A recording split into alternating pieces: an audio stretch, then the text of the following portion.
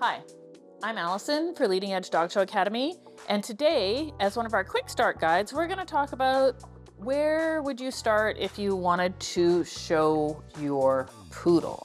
So this is not an exhaustive list. We are going to make a little printable list that you can link to down in the show notes down below.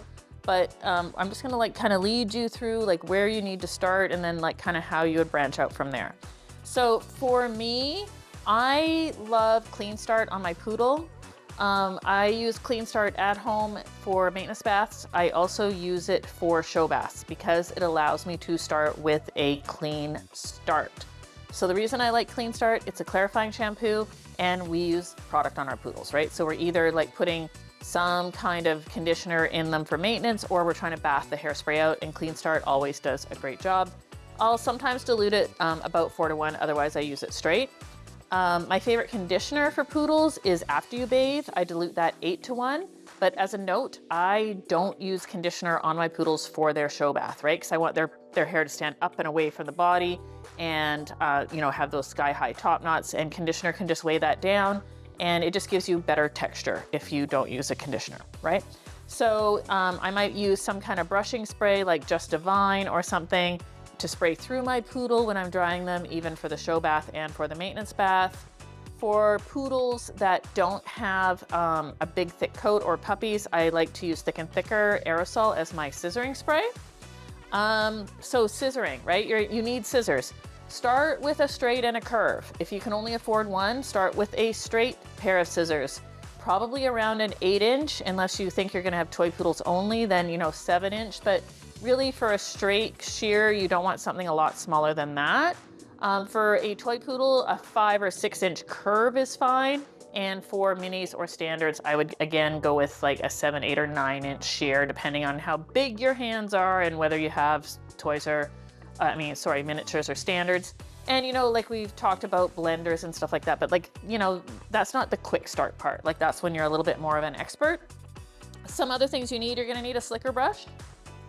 Your slicker brush, I like to use a carbon around a 17mm pin on my slicker. Remember, all slickers have these bent tines, and you're gonna use a slicker on all the short parts. So you're not gonna use it on a tail, ears, the head, neck, or anywhere down the top line. That's where you're gonna use your pin brush, right? So your slicker brush is used everywhere else, your pin brush. So for me, I like about a 27mm pin in my pin brush, and I'm using that on the head, neck, ears, and the tail. So pin brush is really important. Remember, all pin brushes have a straight pin, and I like a longer pinned pin brush for my spray up at the show. I like about a 35mm pinned pin brush.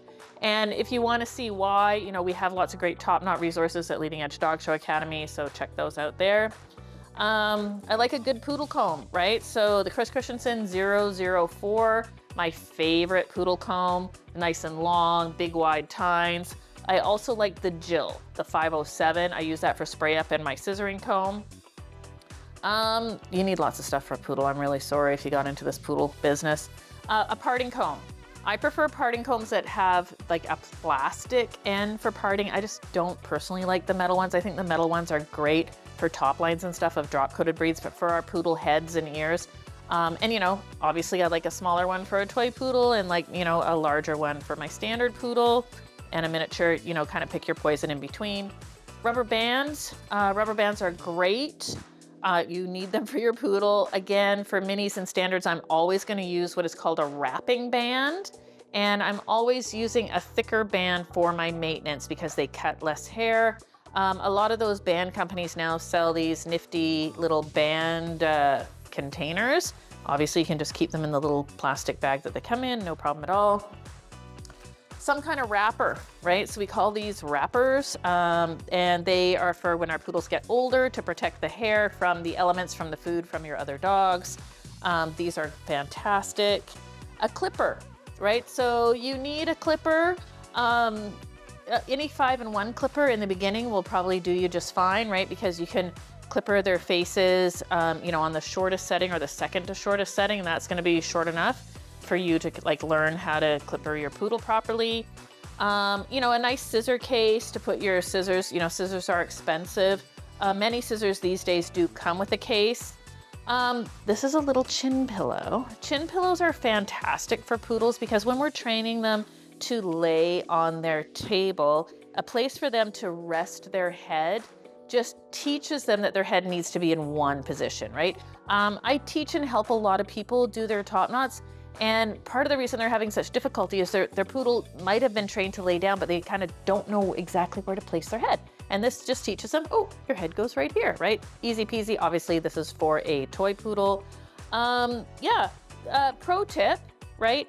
You know, grooming tables are fantastic, but they're hard and rough.